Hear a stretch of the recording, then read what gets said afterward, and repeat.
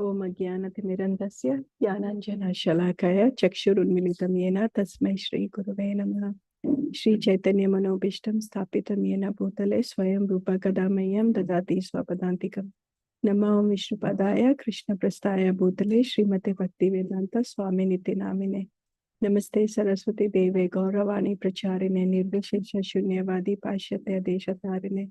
जय श्री कृष्ण चैतन्य प्रभु नित्यानंद श्री अद्वैत गदाधर शिवासति गौर भक्त वृंद। हरे कृष्णा कृष्णा कृष्णा हरे हरे, हरे Ram Ram Ram Hare Hare.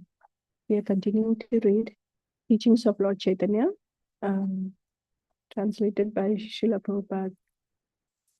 So to help us understand the difference between the manifestation of the spiritual energy and the material energy, there is clear analysis of the two in the second canto of Srimad Bhagavatam. Also, Sukadev Goswami, by commenting on verse 1 of the 10th canto, makes a similar, clear analytical study. Lord Chaitanya accepts Sukadev Goswami as an authorized commentator on the Srimad Bhagavatam. Therefore, he quotes his writing in this connection, and he explains that in the 10th canto of the Bhagavatam, the life and activities of Krishna are described because Krishna is the shelter of all other manifestations. Therefore, Sukadev Goswami worshipped and offered his obeisances unto Krishna, the shelter of everything. This purport maintains that in this world, there are two different principles. The one principle is the origin or the shelter of everything, and the other principle is the deduction from the original principle. The supreme truth is the shelter of all manifestations. The supreme truth is called Ashraya. All other principles which remain under the control of the Ashraya Tattva or the absolute truth are called Ashrita, or subordinate corollaries and reactions. The purpose of the material manifestation is to give the conditioned soul a chance to become liberated and return to the Ashraya Tattva or the absolute truth. So everything that is in the cosmic creation is dependent on the Ashraya Tattva, the supreme absolute truth. As such, the creative manifestation or Vishnu manifestation, the different types of demigods and manifestation of energy, the living entities and the material elements, everything is dependent on Krishna, the supreme truth. Srimad Bhagavatam indicates that everything directly and indirectly has Krishna as the supreme shelter. Therefore, the analytical study of Krishna is the perfect knowledge, as is confirmed in the Bhagavad Gita. Lord Chaitanya described the different features of Lord Krishna in the following manner and asked Sanatana Goswami to hear attentively. He said that Krishna originally is the son of Nanda Maharaj, and he is the absolute supreme truth. He is the cause of all causes, and he is the origin of all emanations and all incarnations. Yet there is Braja or Goloka Vrindavan. He is just like a young boy. His form is eternal, full of bliss and full of knowledge absolute. He is the shelter of everything, and he is the proprietor or master of everything.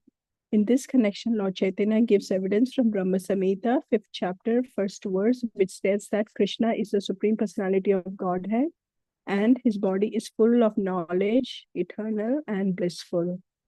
He is the origin person known as Govinda, and he is the cause of all causes. Therefore, Krishna is the original personality of Godhead. He is full of all six opulences, and his abode is known as Goloka Vrindavan, the highest planetary system in the spiritual star. So, Hare Krishna, just to summarize what we read just now, really the focus in the beginning, it was just spoken about how Sukadev Goswami was really highly adored, and that's how also Lord Chaitanya was giving all the descriptions and narrations from Sukadev Goswami to explain. And also all along also I have heard from Guru Maharaj, like Lord Chaitanya's teachings is same as Srimad Bhagavatam. So when you read Srimad Bhagavatam and Lord Chaitanya's teachings, they are the same because it's giving the same message to us. And here, one of the really the focus point of what I read just now a little bit is about Krishna's position, right? He is the Ashraya. and everything else is ashrita, which is dependent on the ashraya, but he is the supreme shelter. And Krishna's position is given very nicely, like Brahma Samhita verse. Ishvara Parama Krishna Sachidananda Vigraha Anadir Adir Govinda Sarva Karana Karanam. So this is exactly what was mentioned today. Srila Prabhupada is explaining how Krishna is that Ashraya, the supreme shelter.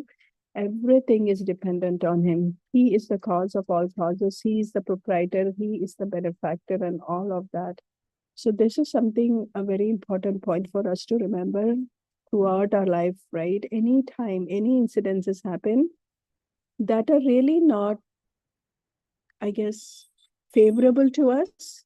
Because see, when things happen which are favorable, we are very happy. So we thank Krishna and we move along. But anytime we get challenges and difficulties come in our way, we tend to take control over the situation and we cannot control and we become frustrated, right? So this point is so important all the time to keep in our back of our minds that we are not the controllers. Even a small thing has to happen with Krishna's sanction. So he is the position, he is, then everything that happens to me, there is grace in that. And also I need to understand that what do I learn from this, and I have to move along with the teachings in my own life. So thank you so much, everyone, for being here today.